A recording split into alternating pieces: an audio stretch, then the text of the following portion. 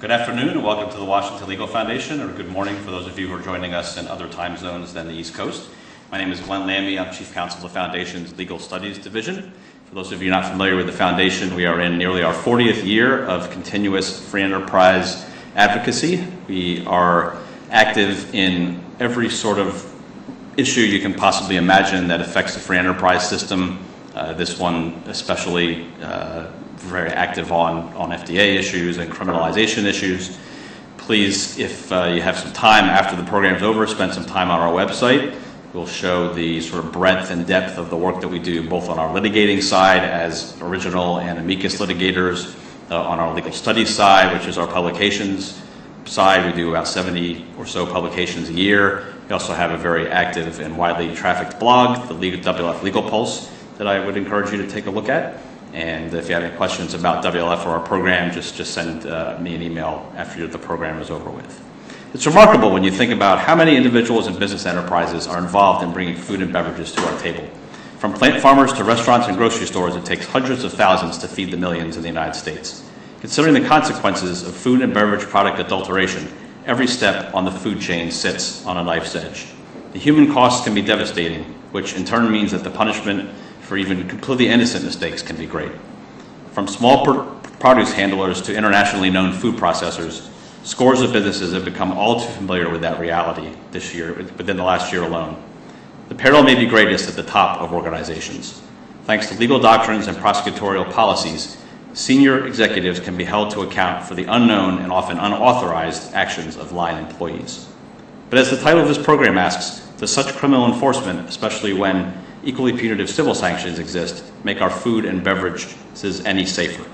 Our speakers today will explore that question as well as strategies to prevent and manage food safety crises and criminal enforcement over the next hour. We're going to be having a brief slide presentation with Neale's talk, and those will be shown in a screen next to the video screen that you're watching. If you'd like to have those mailed to you, please send me an email at interactive@wlf.org during the program, and I will send it to you. That's the same email address, interactive@wlf.org, if you have questions for the speakers, which will be presented at the end of the program. Leading off today will be Alex Brackett, who's a partner with McGuireWoods in the firm's Richmond, Virginia office. He's a member of the Government Investigations and White Collar Litigation Department and co-head of McGuireWoods' Strategic Risk and Compliance team. Following him will be David Debold, who's a partner with Gibson, Dunn, and Crutcher here in the Washington, D.C. office. Practices in the litigation department and is a member of the firm's appellate and constitutional law, securities litigation, and white-collar defense and investigations practice groups. Businessman. Finishing up will be James Neale, who's a partner with McGuireWoods, also in the firm's Charlottesville, Virginia office. He's co-chair of the Food and Beverage Industry Group. Alex, if you could get us started. We're going to switch up the order. I'm sorry. Okay. And I'll lead off, Glenn. But thank you for having us, and it's great to be back in DC. It's always humbling because it reminds me of one of my earliest professional failures. I was an educational tour guide here with middle schoolers on a bus, showing them the various sites and pulling up to the Iwo Jima Memorial. I had a great speech worked out about the heroism of the Marines and the determination of the Japanese and MacArthur taking back lost land, and I was very proud of it. It ended right as we pulled up. The timing was perfect, and the students filed off the bus, and I was anxious to hear the ways in which I'd changed their lives. And instead, I heard one young woman say to the other, and to think, it all happened right here. And I'm sure that today we'll forget to give you some equally essential piece of information or insight, and I hope that you'll comment or correct or question to fill in the gaps that we leave. Well, let's switch from military history to corporate calamities. The headlines or the tweets are full of problems of mayhem that results from corporate acts or omissions or malfeasance or less, right? And I'll pick on the transportation industry for a second. Cars fail, ignition switches or airbags or accelerator pedals, and people get hurt. Trains plow into stations and planes fall out of the sky, but very rarely in any of those events do people go to jail. And it's not a function of the destruction that's caused. We see scores of deaths as a result of transportation mishaps, but for some reason, food is very different. And if Glenn, if you could pull up slide 6, please. The Food, Drug, and Cosmetic Act, unlike many other federal statutes, criminalizes, in large part, negligence.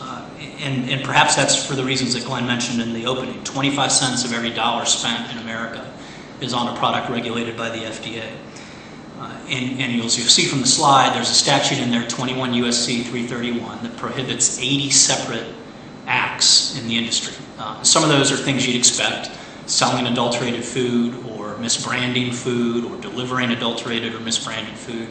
But some of them are things you might not expect, like receiving adulterated food, or not being registered, or even failure to maintain certain records or paperwork.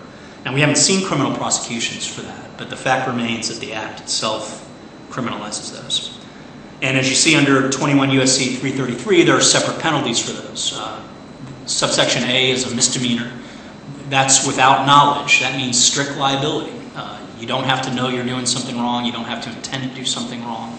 You can be criminally liable, and if the statute's not unique in that regard, it's certainly in the minority. Subsection A2 is the felony subsection, and that's reserved for people who act with conscious intent. They know what they're doing, or they're repeat offenders. The FDA has their own cops, and I know we have some law enforcement dialing in, so I'll be as respectful as I can in describing our friends who wear that OCI badge. There are 13 offices, I believe, 6 field offices and 7 residencies, and about 300 special agents prowling around America, ready to knock on the door of your facility and present their credentials and begin their investigations.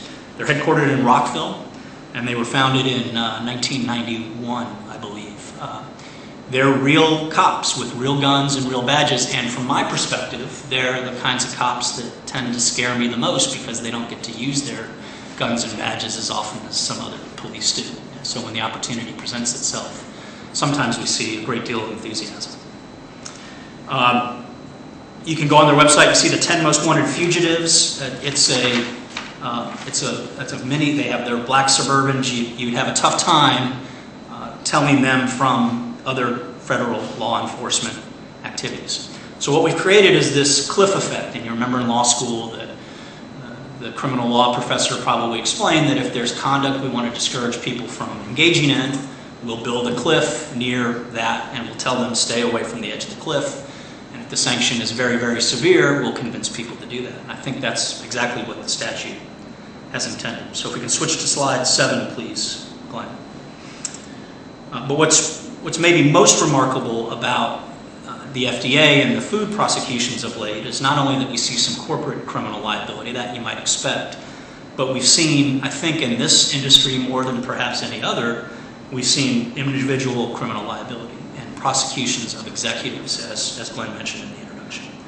And that's by virtue of the Park Doctrine and the Responsible Corporate Officer Doctrine that many of you are familiar with and that the two smarter lawyers at the table will address later. But very briefly on the Park Doctrine, the doctrine after which all this is named, because it's, for the legal historians among you, you'll recognize that as a food case. That was, I think, 1974. It came out of Baltimore, Maryland. It was Acme grocery stores, about 900 stores nationwide, 14 warehouses, one of which was in Philly and one of which was in Baltimore. And Mr. Park was the CEO of the company. And the FDA inspected their Philadelphia facility, found some rodent activity, issued some corrective notices.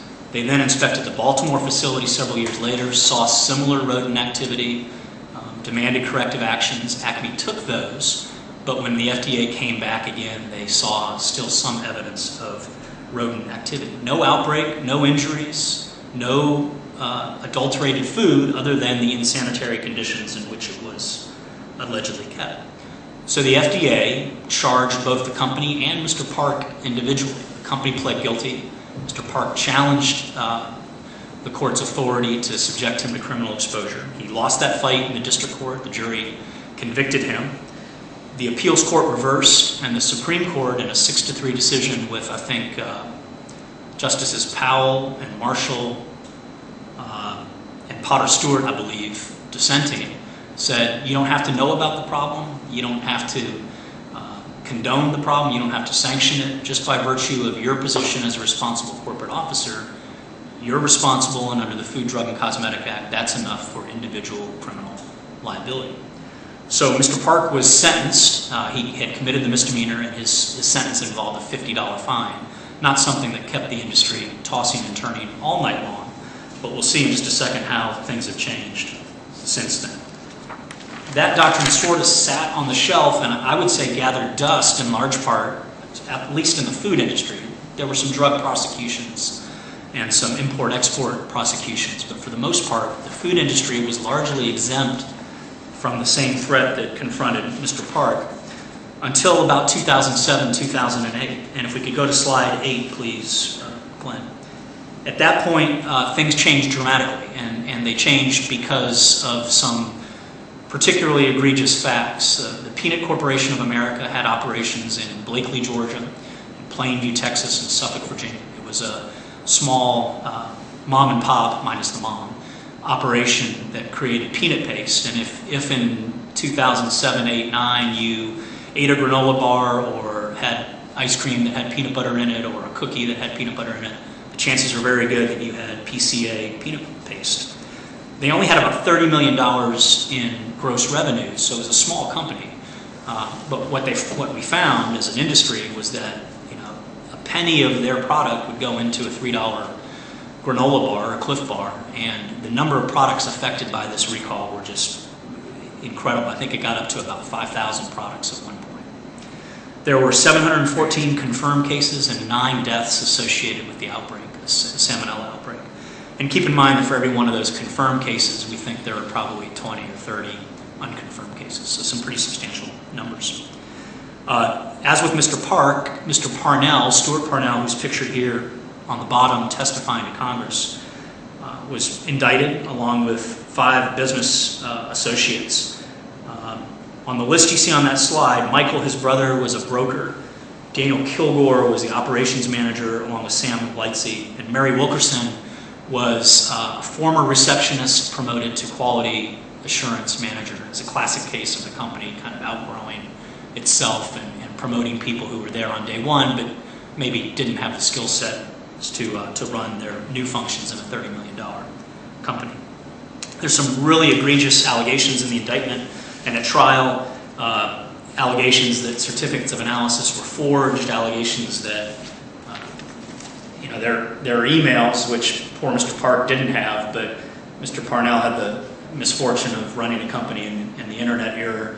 And they have emails where he says before shipping it, quote, "They need to hose the top off though because they're covered in dust and rat crap. Please, please, please make sure someone air hoses off the totes before they're loaded on the truck. They're filthy on top." They bragged in emails about how good their staff was with whiteout on certificates of analysis. They forged tests. They retested product until they got a negative. They swapped certificates of analysis out from one lot to another. They engaged in a series of acts and omissions that I think anybody would take exception to. 75-count indictment in federal court in the Middle District of Georgia, 26-day trial, and perhaps not surprisingly to those who followed the trial day to day, 5 convictions. And the sentences there are, I think, pretty remarkable. Mr. Parnell himself, the pre-sentence report recommended life in prison for Stuart Parnell. And the judge, Judge Sands, in a remarkable display of compassion and charity, reduced the life sentence to 28 years. But when you're 60 years old, there's probably a little practical difference for Mr. Parnell. His brother got 20 years, and even the cooperating witnesses, Kilgore and Lightsey, got 6 and 3 years, respectively. Again, really egregious facts, really extraordinary sentences, but I think everybody in the industry distanced themselves from PCA's actions and said, that's not us. We try hard. We don't do things that are wrong. It's easy to see why they suffered a nuclear attack, but that'll never happen to us. Slide number 9, if you could, please. I think the next prosecution of note was the summer of 2011, when the Jensen brothers were prosecuted for a melon outbreak. They produced cantaloupes out of Holly, Colorado. And unlike the Parnells and PCA, the Jensens, by all accounts, really did nothing wrong, certainly nothing intentional. They were audited, they had voluntary preventive controls, they were making what was thought to be a pretty safe product in melon. And in fact, the week before this outbreak, they got an audit and scored 96 out of 100 points on it. That was an interesting presage to a number of problems the auditor later had, but they were, by all accounts, doing exactly what they should. What they had done is follow the auditor's suggestion, and they changed a chlorine rinse, because chemicals are bad and natural is good. So they got rid of a chlorine rinse and used municipal water instead. And to supplement that preventive control, they acquired an old potato washer that would scrub the melons more vigorously with this municipal water. Again, they did it at a professional's recommendation. They thought they were doing the right thing, but they had a terrible Listeria monocytogenes outbreak, which is a particularly virulent bug. 146 confirmed cases, many fewer than PCA, but 30 deaths and a miscarriage. There are 33 deaths according to some accounts. Enormous human toll, obviously. They were prosecuted, the company was prosecuted, they were prosecuted individually, and they were sentenced 6 months home confinement, 5 years probation, $150,000 fines individually, and 100 hours of community service. And again, I think the industry looked at that and said, well, we can understand the sentences in this case. Terrible, terrible human cost. They didn't go to jail, and so we think we can live with this. Again, another brother-brother operation, which is an interesting trend.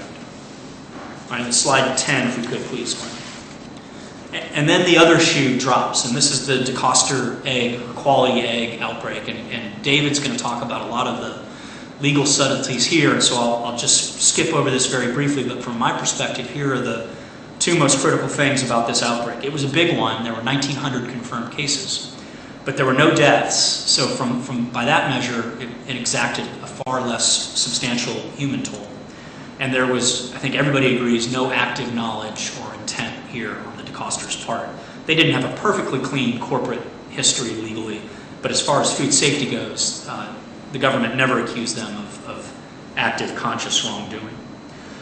The DeCosters, unlike the Jensens, received a misdemeanor sentence. They pled guilty, as I recall, but the sentence included actual jail time. The company was sentenced many millions of dollars, but the individuals themselves were sentenced to 3 months in jail.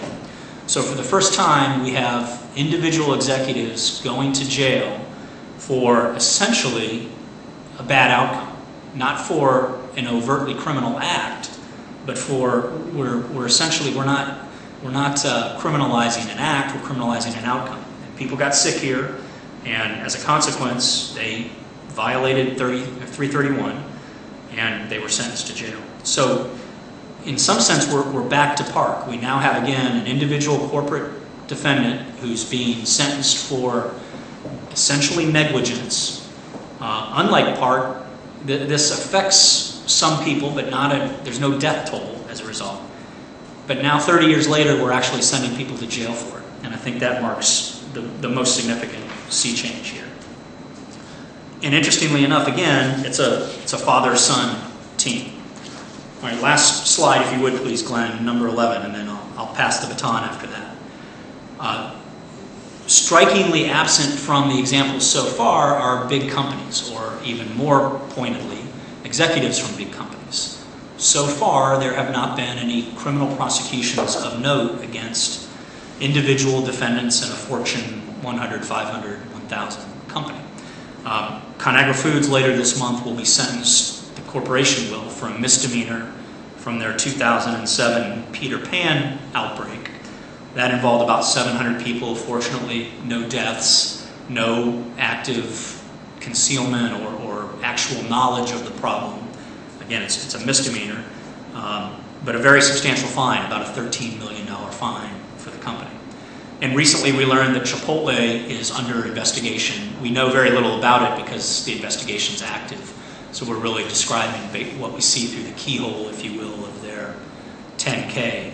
But in that statement, we learned that the investigation began, and I think this is pretty shocking. The investigation began at a Simi Valley restaurant with a norovirus outbreak.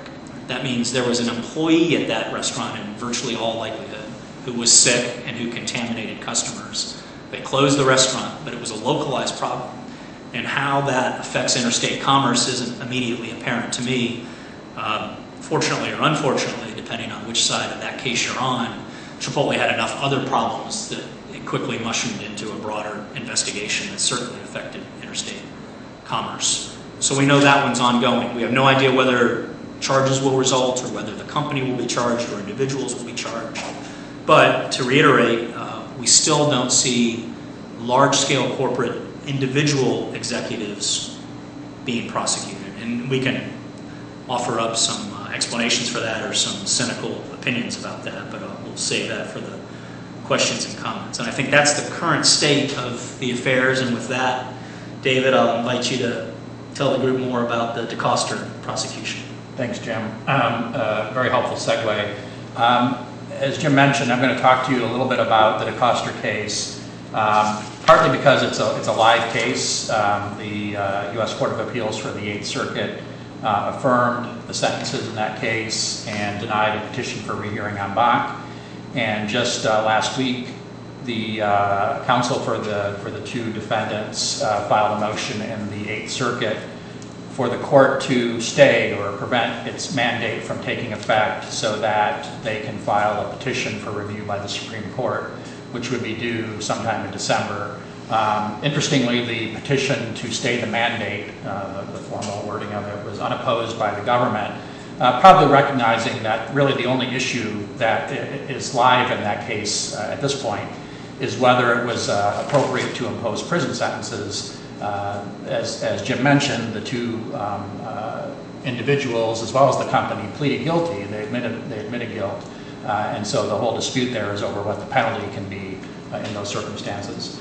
So, although the issue there is somewhat narrow, in other words, it's liability versus what or penalty versus what the liability would be, there are some useful takeaways from this case. I think useful to those who run companies in this area and are subject to FDA jurisdiction, as well as some interesting perspectives on how the whole process of criminalizing conduct that in prior decades would have been viewed as subject to civil penalties, and indeed today is subject to very hefty civil penalties, much like other types of corporate conduct, where the intent element, what was the person's state of mind, is something less than intentional, willing, knowingly, and so on.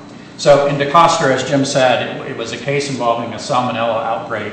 The company is in Iowa and also has operations, I believe, in Minnesota, and the prosecution took place in Iowa. The outbreak was widespread in terms of number of cases that were found in the tens of thousands. But as Jim said, fortunately, there were no deaths that were traced back to this salmonella outbreak.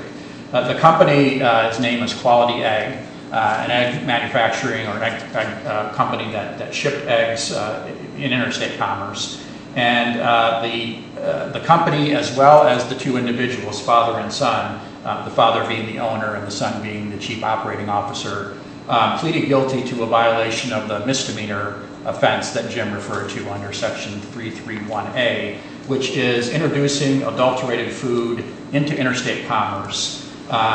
It does not require any proof of knowledge, doesn't require any proof really of negligence, although that is one of the key issues that's being disputed as the case makes its way ultimately up to potentially being before the Supreme Court. The reason why the two individuals pleaded guilty, or the crime that they were charged with, and that they no doubt thought the government could prove if they had put the government to its burden at trial, was that they were responsible corporate officers. In other words, under the law, they were in a position of sufficient authority to detect, prevent, and correct the problem, in this case, the sale of eggs that were contaminated. And that responsible corporate officer doctrine, which harkens back to the Park case that you heard about a few minutes ago, is based on the concept that whether or not the responsible corporate officer knows that something bad is going on, that there are contaminated eggs in this case making their way to grocery stores, they were in a position, had they known about the problem, to prevent it from happening or to stop it once it began.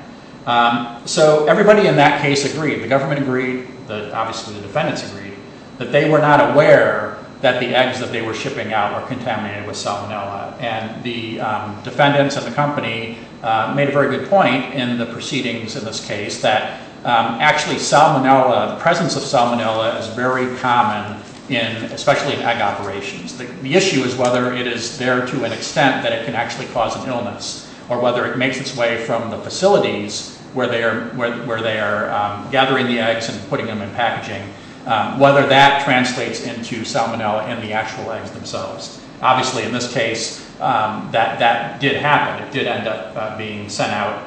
They did end up sending out eggs that had salmonella in them. So the evidence that they tried to present at the sentencing proceeding after they had pleaded guilty to being responsible corporate officers is that they had taken a number of steps. They had followed advice from experts about how to deal with the increasing risk that they had found from testing that was being done at their facilities. In fact, they implemented an egg testing protocol as soon as it was required by FDA, and part of the dispute was whether they should have done it before the FDA regulations actually required it, because in their case, according to the government, they had reason to adopt it even though it wasn't legally required under the FDA regulations. So the issue that came up from the district court, which imposed sentences on the individuals of a $100,000 fine each and 3 months of imprisonment, the issue as it came up to the Eighth Circuit was, did the district court have the power under the Due Process Clause to impose prison sentences for what the defense characterized as essentially strict liability offenses? And as the case has made its way through the Eighth Circuit, there's been this odd reversal in the positions the parties are taking, odd in terms of how you would ordinarily expect it, with the defendants arguing that under the Park Doctrine, the government only needs to prove strict liability. They don't have to prove any level of negligence, much less gross negligence or willfulness. And under the argument by the defendants, they are therefore subject to these penalties, a misdemeanor of up to 1 year in prison, without any need for a finding under the statute that they did anything more but run a company where they had the ability to stop something from happening had they only known about it. And the government, on the other hand, is arguing, well, regardless of whether the Park Doctrine requires a proof of negligence or not, in this case, the judge at the sentencing proceeding did find that these two officers were negligent. And the government pointed to a lot of evidence that, frankly, if the case had gone to trial, I'm sure would have been hotly disputed had a jury had to make a decision on this. But because it was handled at a sentencing proceeding, a lot of the usual protections were not in place.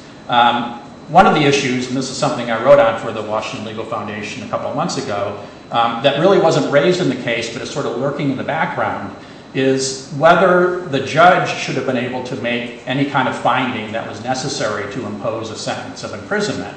Under Supreme Court case law under the Sixth Amendment, and this traces back to a case called Apprendi versus New Jersey, a judge has to, or a jury has to make all the findings that are required before a particular sentence can be imposed. And an argument could be made in cases like this, that even if a person is pleading guilty to being strictly liable under the Park Doctrine, the Responsible Corporate Officer Doctrine, that there should still be a jury finding before they are sentenced to imprisonment.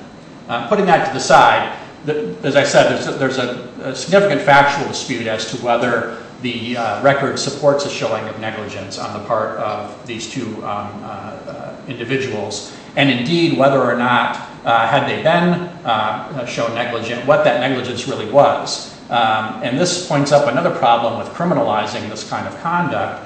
You may have negligence in the sense that they didn't do everything they could have done to supervise employees, but it doesn't necessarily mean that their negligence was directly tied to the conduct that led to this outbreak. And so these are some of the issues that I think are going to have to be examined not only on the legislative side, but also as some of these court cases get brought out in the future.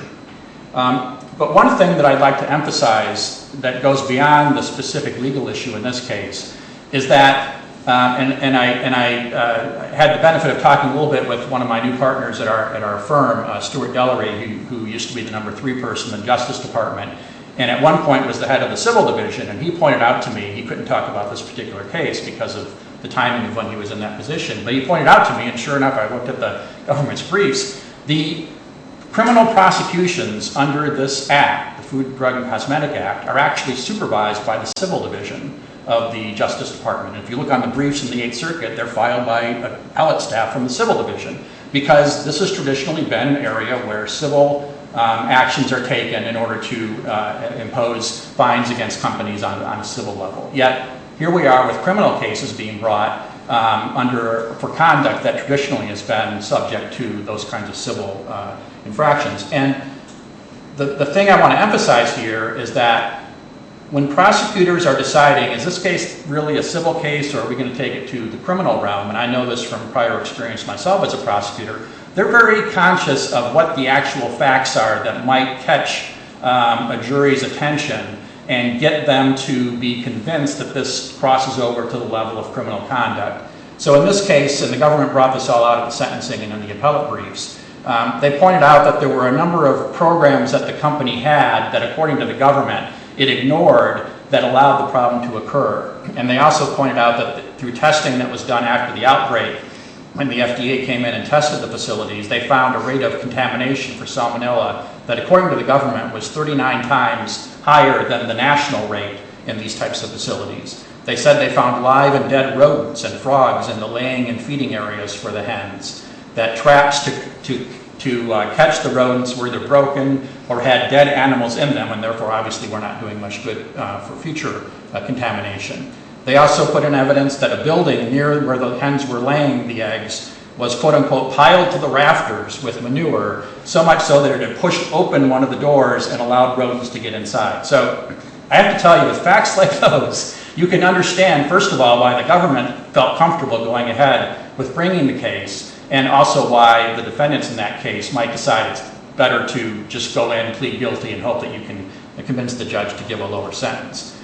Which all comes back to a point that I think Alex is going to get into, but I would really like to highlight it, which is that if a company is concerned, what's the next outbreak of whatever, and is it going to affect our company, and are people going to come in and second guess what our actions were? If a company doesn't have an effective compliance program, and under the federal sentencing guidelines, there is a whole section of the manual that deals with the requirements of an effective compliance program. Without an effective compliance program, it is much harder for a company to say, look, don't prosecute us, don't prosecute the company, and certainly don't prosecute the individuals. We had a program in place that tried to prevent this. No program is perfect.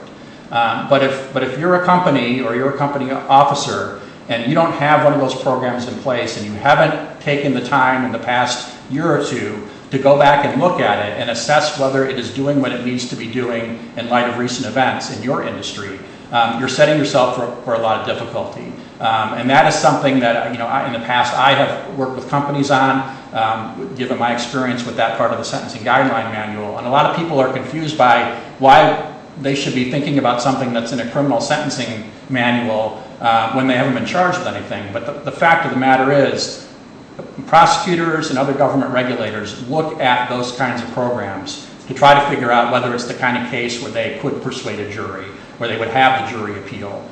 So that's sort of one important takeaway on a broader level that I would emphasize for anybody who has a business in this particular area. Well, you couldn't have teed me up better, because that's definitely where I'm going to take this.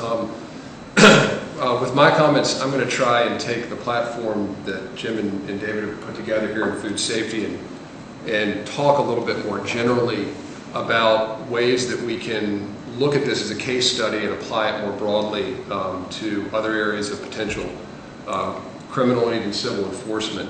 And I think these food safety cases do provide a fairly good case study in what it can look like for an industry when regulators start to take, and prosecutors start to take, an individual first focus to enforcement.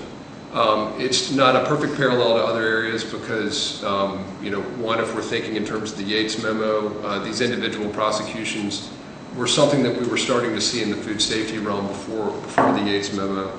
And there are some tools that Jim in particular has talked about that are a little bit different in this context that don't necessarily apply elsewhere. And the nature of the harm is often a lot different.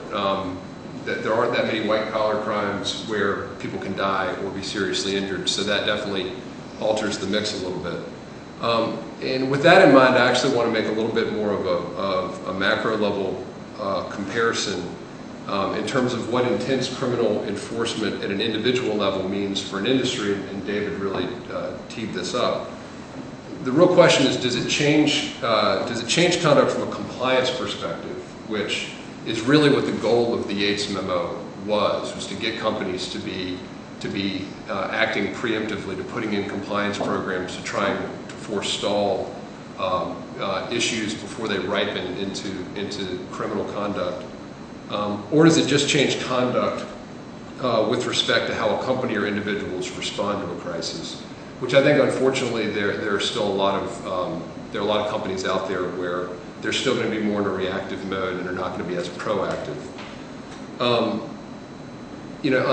that point, I do want to kind of level set, because I want to talk about the Yates memo, and I want to do so in a slightly more optimistic and pragmatic way than a lot of people have. There's a lot of people who have a fairly jaundiced, skeptical view of the Yates memo and what it's supposed to do. So it's helpful for us to remind ourselves of what it really is. It's not really a change of policy at the end of the day. It is a change of procedure for DOJ, but pursuit of criminal cases against individuals has always been a goal of U.S. attorneys' offices, of the department, and really of other enforcement agencies outside the DOJ context. It's also not a mandate to charge individuals, which is the way many people have read it. What it really is a mandate to scrutinize individuals. And in that respect, and even in the procedural changes that it has implemented, it doesn't really reflect a sea change for many U.S. attorneys' offices. Many U.S. attorneys' offices, large and small, but typically the more sophisticated ones that have a much bigger white-collar practice, they were already doing all of this. And a lot of what Yates has distilled is really a reflection of some of the best practices that the department identified from those different U.S. attorneys' offices. So for many people really on both sides of the V in these kinds of cases, Yates didn't change all that much. But it's something that we do need to be mindful of. We need to, as practitioners, be continually paying attention to it, revisiting it, and revisiting what it says and what leadership in the department has said about it. Because we have seen people on the government side misinterpreting and misapplying it. Some of the things that we've seen post-Yates have included statements at the very outset of a case that this case is not going to be resolved unless we have some individuals who've been charged or who've pled guilty. And we've seen prosecutors who've said, you guys have got to identify for us specific bad actors. You've got to point bad actors out to us. That is not reflective of what the Yates memo calls for. What it really calls for is well-designed internal investigations that don't and are not designed to protect individuals. It's meant to engender full-throated cooperation. And that means providing all relevant facts, good and bad, including facts that might implicate individuals regardless of what their level of authority is within the organization.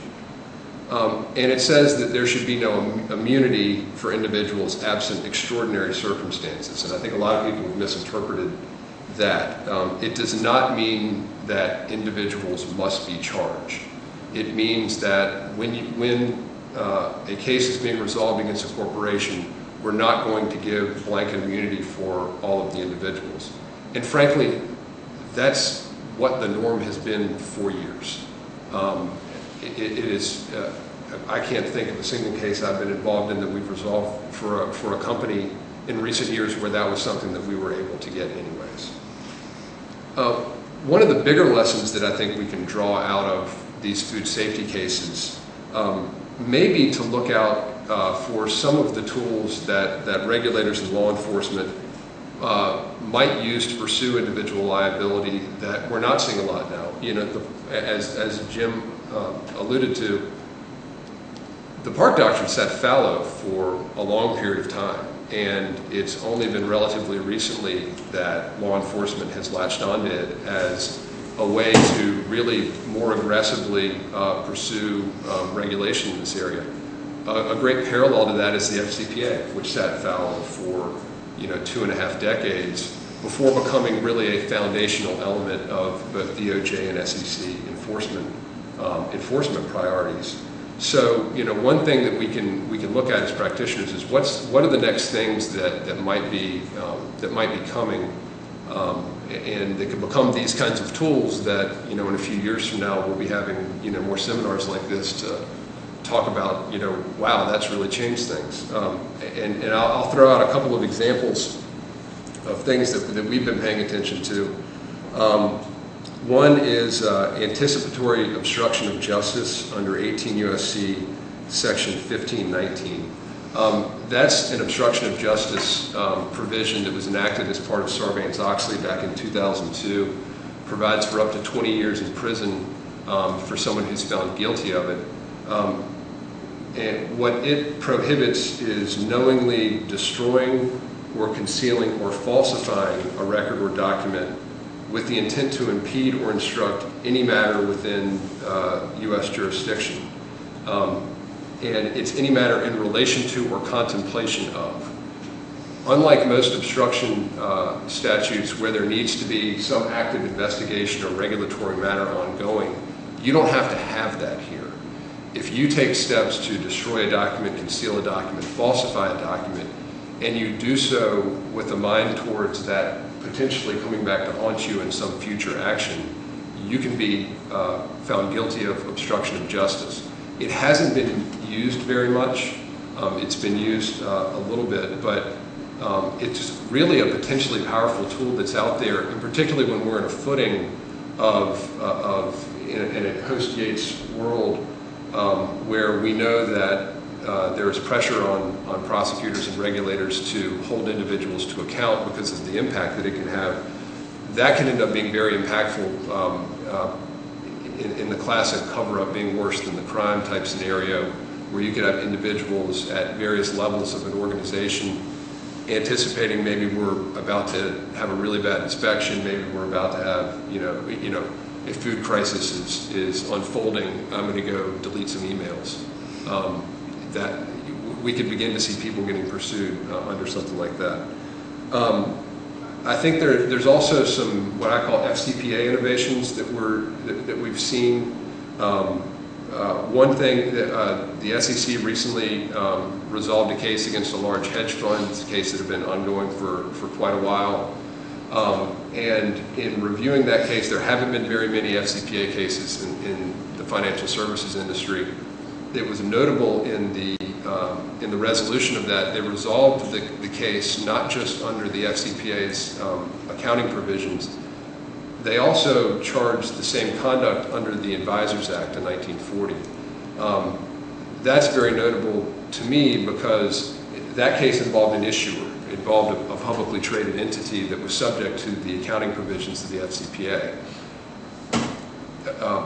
Charging the same conduct under the Advisors Act, where there are provisions for a registered investment advisor making misrepresentations to clients and investors.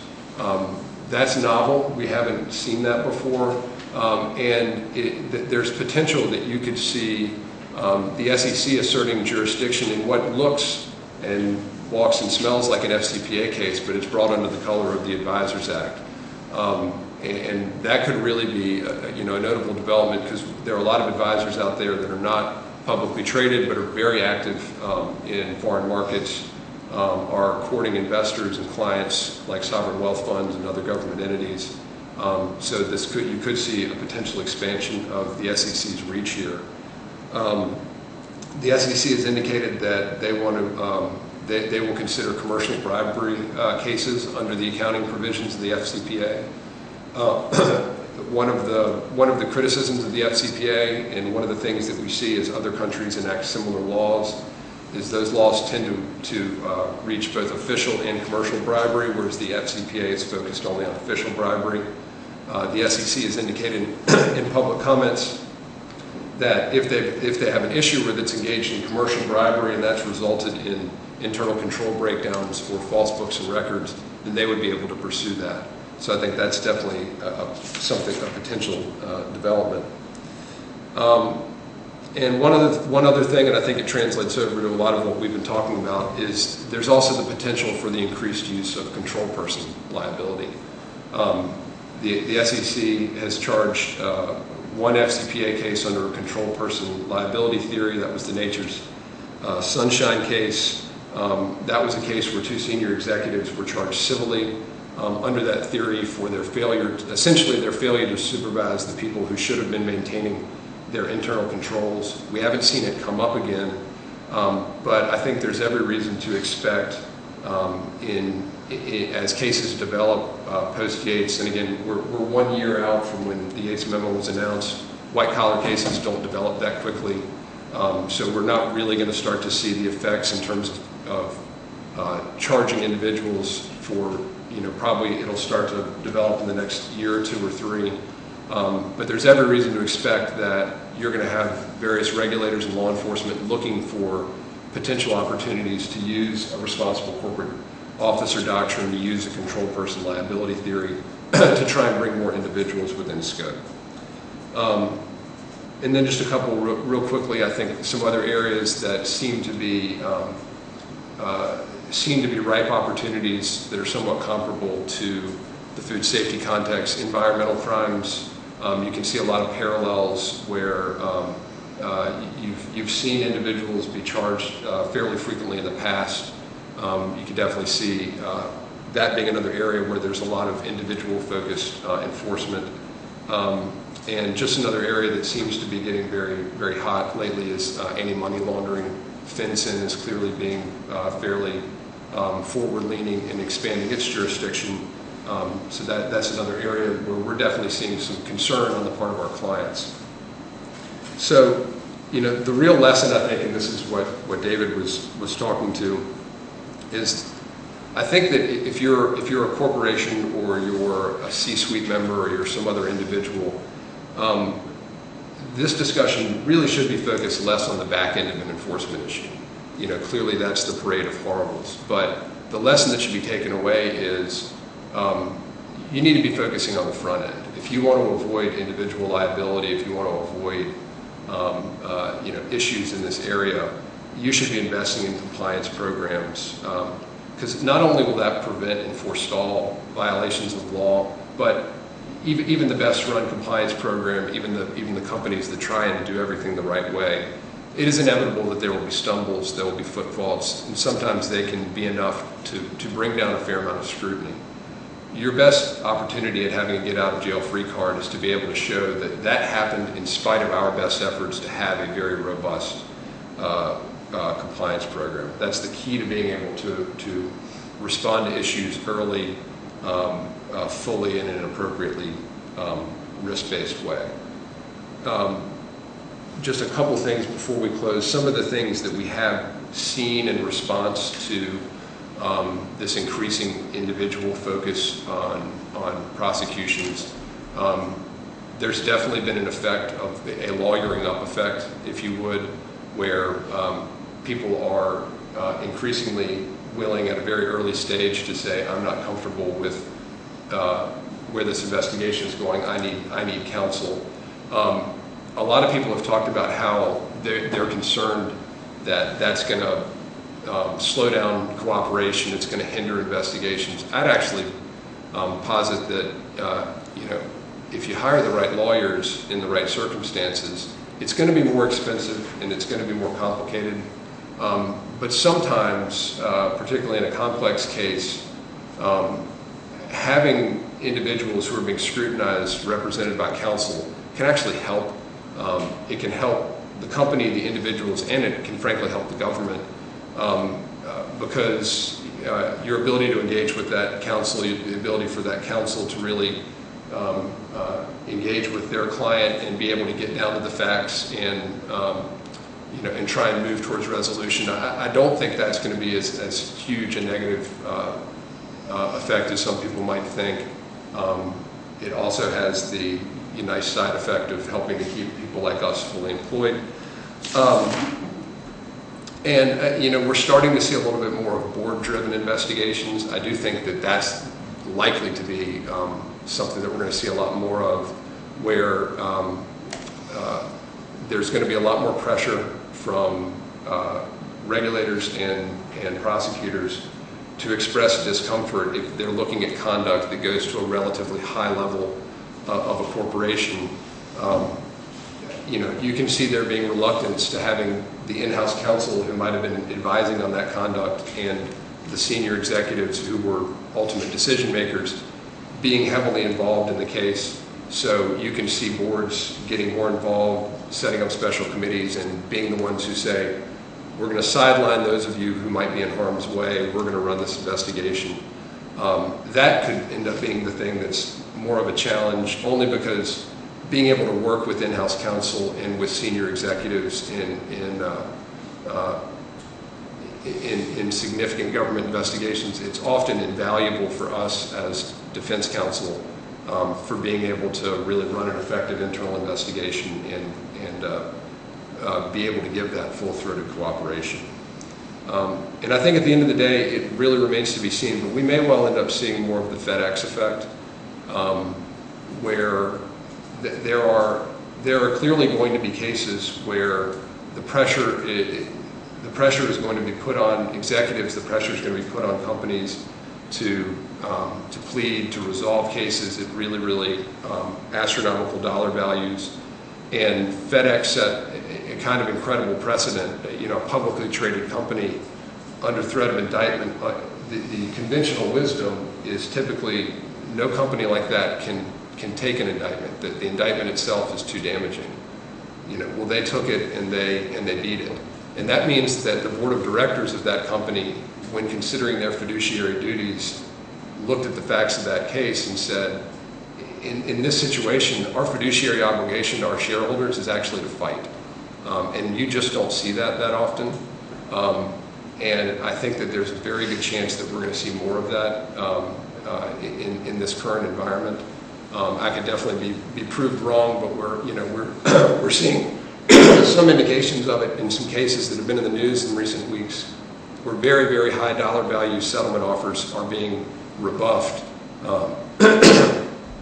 And obviously that could just be gamesmanship and negotiating, but it could also be indications that companies that are paying hundreds of millions of dollars to defend cases and then are being asked to sign on to $500 million or multi-billion-dollar settlements, they may be getting close to a point where they just can't tolerate it anymore. Thank you, gentlemen. I'm going to start off with some questions here and encourage those of you who are viewing online to send some in as well, interactive@wlf.org. Is one of the things that's driving the food criminal enforcement area is the sort of broadness of the concept of what is considered to be misbranded. Could you address that a little bit, and how that definition and the government stretching of it has had an effect on how frequently the government utilizes criminal enforcement in this space? I'll jump in first, David. So there are basically two cardinal sins in the Food, Drug, and Cosmetic Act. One is having food that's adulterated. It contains a pathogen, or it's made under insanitary conditions, in shorthand, or it's misbranded. It isn't what it says it is, or the label in some other respect is wrong. It has an undeclared allergen in it that could have some obvious physical threats to some people. Or the nutritional labeling information is wrong. There is a tremendous amount of activity around misbranding. In my experience, most of the criminal prosecutions, though, deal with adulterated food, not with misbranded food. The food court in California is a plaintiff's class action paradise right now. And if you want to challenge an all-natural label, or you want to attack GMO ingredients, or you think that the food you're eating contains less vitamin C than the label says it does, that's the place to go. But I haven't yet seen the government dip its toe into those waters and come after companies, except in the most egregious situations. So, two areas where we may see it. Number one, seafood fraud. Apparently nothing that we buy at the seafood counter is what we think we're buying. That's what NOAA says. Maybe somewhere between 40 and 60% of the seafood Americans purchase either isn't what we think it is, or comes from a place other than what we're told it comes from. I think that's an area where the government, at least on a smaller scale, might get very, very interested, particularly in retailers and in in restaurants. But otherwise, on the labeling, I see the government focusing more on adulteration than misbranding, but perhaps I have a poor perspective on it. Our experience has been the same. I mean, we're seeing these issues every day on the civil front. But it does raise an important question, which is, should we be concerned that the government has this tool, because it's always either an explicit or implicit threat that if you don't resolve a case to their satisfaction, they've got this ability to bring a criminal prosecution, even if they don't use that tool often or at all. It does create a problem for advising companies on what their best approach should be to a problem. And that gets into the whole issue, which we sort of talked about at the beginning, about whether the whole law is being over-criminalized in this area as well as others. The misbranding side of things is certainly used frequently in drug advice litigation and prosecutions. The U.S. versus Factow case, which was prosecuted up in Massachusetts, I think is one Right. example of that. Anything that you see there, David, that food industry executives need to worry about in terms of what's being argued there, what's being advanced there, and there's a sort of crafting of arguments that can be moved towards the food industry? Yeah, I think it is an area to watch, because there is greater activity on the drug side.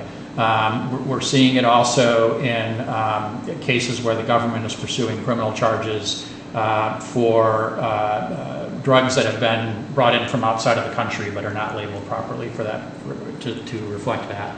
And although we haven't seen a lot of that spread over to the food area, the problem is you just don't know when a very aggressive prosecutor is going to get that idea in their head that this will be the great case to get some publicity. And so you're always looking again to one of the points I mentioned earlier, which is, do you have some underlying facts that are really the kind of things that would make a jury cringe when they heard those facts? And it just reinforces the point that you want to make sure that you are doing everything you can to prevent yourself from being in a position where you're talking to a prosecutor who's thinking about expanding the use of a statute like that.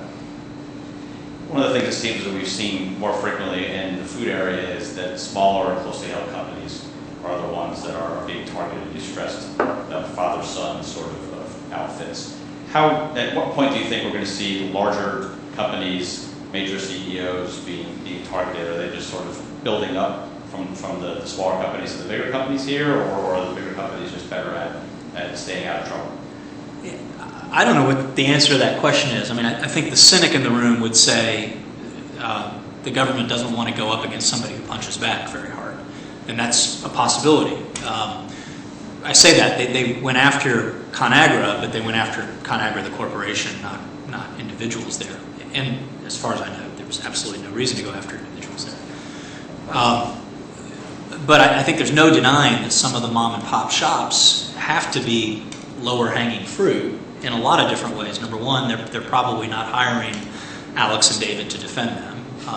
Number two, they don't have the benefits of the corporate QA department and the QC people on site, and maybe they don't have the history of preventive controls and good manufacturing processes and all the other risk mitigation strategies that some of the larger companies have been living with for years. I was convinced for a long time that the government needed to find corporate prosecutions to bookend the many individual smaller ones.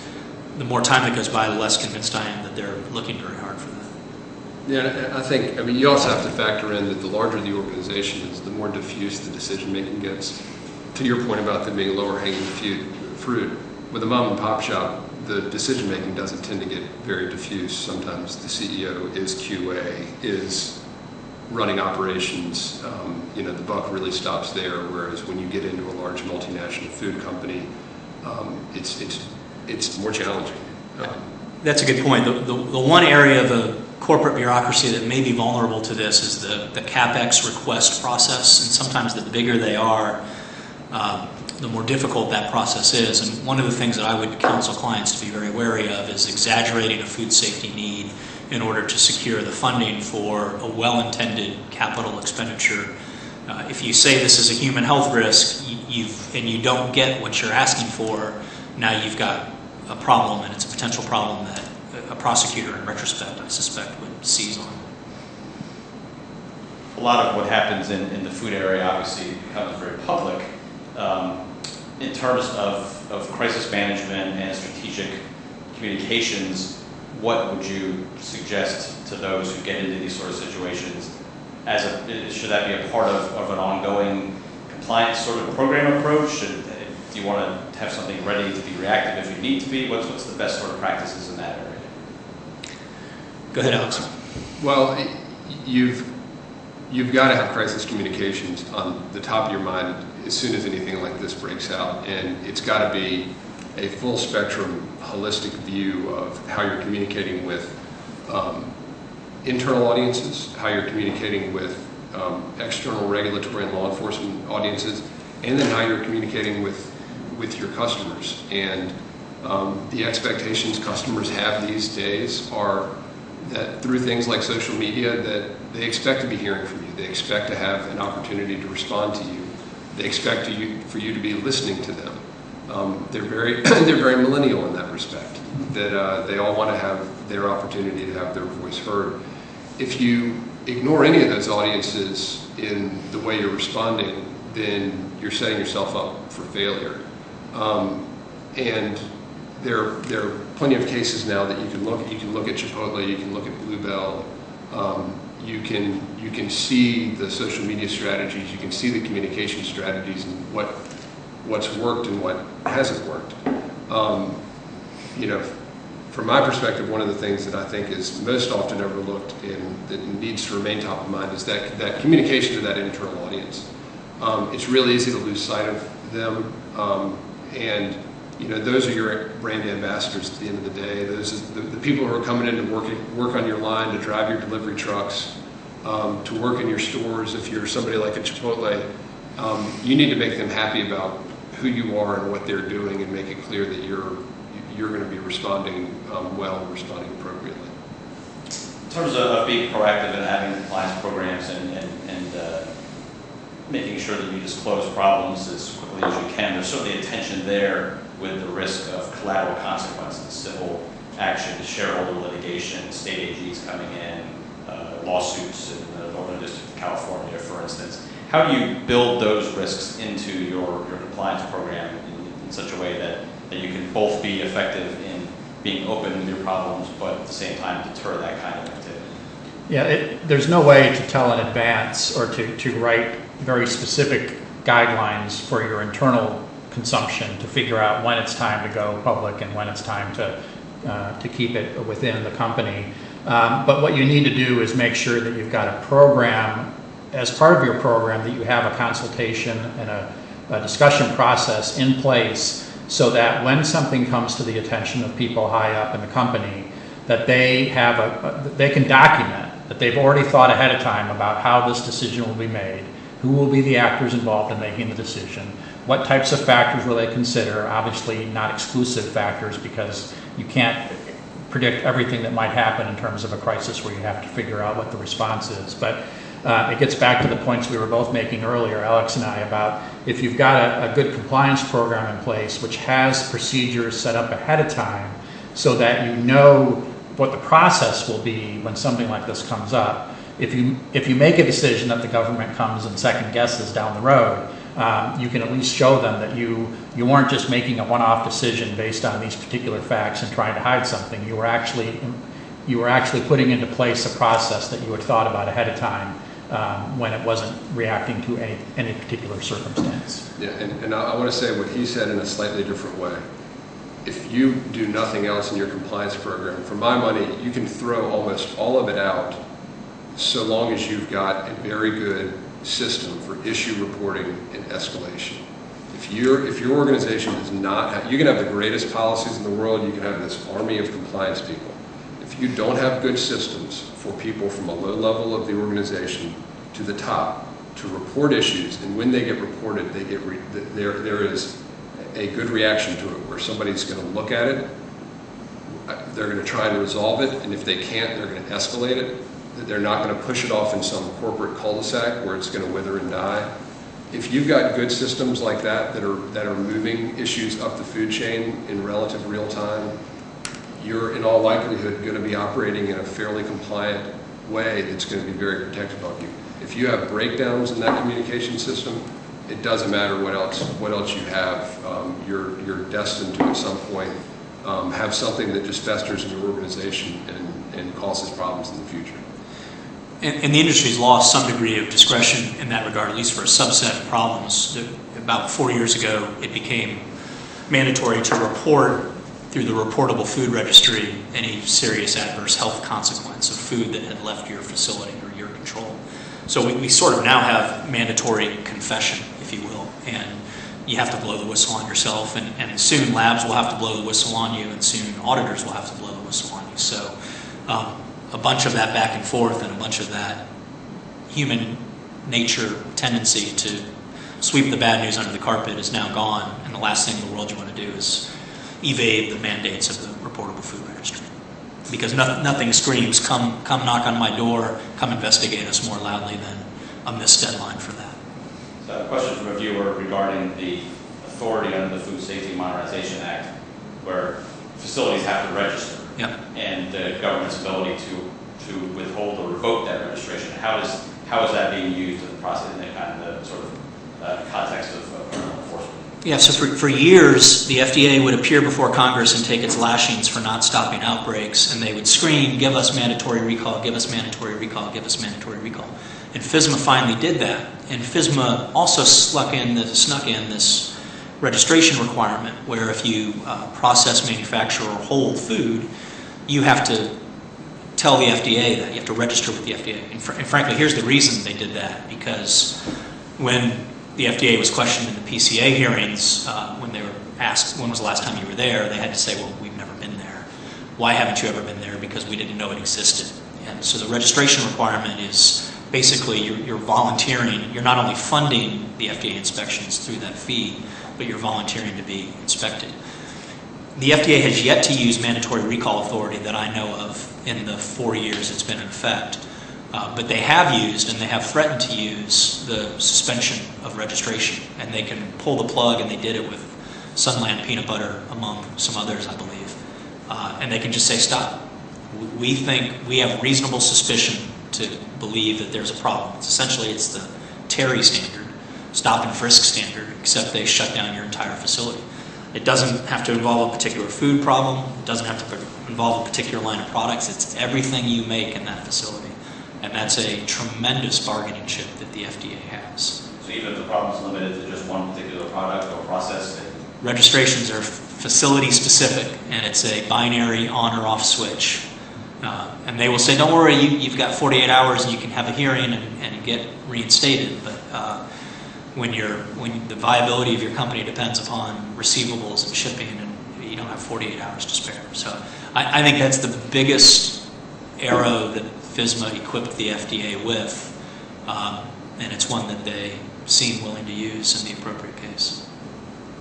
So I'll end with this question, which we sort of pose in the title of our program. Does criminal enforcement versus civil enforcement make food safer? Is there really a way to look at that you think might illuminate some people here? Well, my perspective on it is that there may be some additional safety at the margins, but it becomes a matter of, is whatever advantage might be achieved worth the cost, not just of the prosecutions of people like the DeCosters, but the effect on the industry as a whole in terms of how they sometimes will have to overreact or overdevote resources to trying to avoid the criminal prosecution, as opposed to more calibration of what the penalty is to fit the situation. And this is a problem not just confined to the food industry, as large as it is, but it's one that goes across other industries, and I think Alex alluded to some of that himself in his comments, that the use of the criminal law, it's basically a sledgehammer, hitting a gnat with a sledgehammer. And if you want to get the best bang for the enforcement buck, it's usually the case, unless you've got intent, to do something that harms the public, it's much more often the case that you're better off putting those resources into the civil type of enforcement structure that we've had for so many years. I just real quick, I think my biggest concern in any area like this is you've always got to strike a balance. And if you're being so heavy-handed with enforcement when you've got things like mandatory reporting. The risk that you run there is that you're going to have some people in the food chain, in the supply chain, who are going to say, I'm just not going to look because I'm afraid that if I look, I'm going to have to report, and then it's going to cause all these cascades. And so, you know, it's easy for this stuff to resonate with the bigger, more sophisticated companies who can bear some of these costs. And unfortunately, it's these smaller suppliers where we frankly have seen a lot of these outbreaks where there might end up being a negative disincentive to do the right thing, and you might have people who put us more at risk by playing a little bit more fast and loose because they're just afraid of what the consequences would be. I think I agree with what Alex and David have said. I think it does have some deterrent effect, but it's very blunted right now, and here's why I think it's blunted. There's not a discernible pattern to when these prosecutions occur, other than if you're PCA. If you're PCA and have those really, really bad facts, you ought to expect the OCI to visit you. But other than that, we've had thousands and thousands of outbreaks and recalls since PCA. We've had 2 or 3 or 5 or 6 investigations, and you can't convince me that there's a plausible pattern among them. So to go to that cliff effect analogy, that only works if you know when you're getting close to the cliff. And I'm afraid that most in the industry don't know exactly where the cliff is right now. And most of them, frankly, are trying to do the right thing anyway. It's not a winning business model to poison your customers. And believe it or not, most food companies aren't trying to do it. So I think it has a deterrent effect for the PCAs of the world. I just think that there's so few and far between that the other companies, the ConAgras, the Jensen brothers, it's very difficult for me to see how criminal prosecutions would have any deterrent effect there because they were doing everything that the FDA requested them to do. I want to thank you all for joining us today online, and thanks to Jim and Alex and David for their presentations. The paper that David had referenced that he wrote for Washington Legal Foundation on the DeCoster case is available on our website.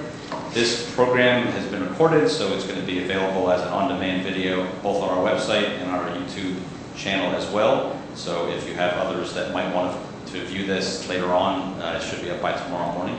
Just as a programming note, the Foundation is holding a program next week on Thursday on FCC regulation and judicial accountability of that regulation. It's going to feature Najib Pai, one of the sitting FCC commissioners. So anyone who's interested in watching that, it's going to be next Thursday at 1 o'clock, and we'll have information about that up on our website later today.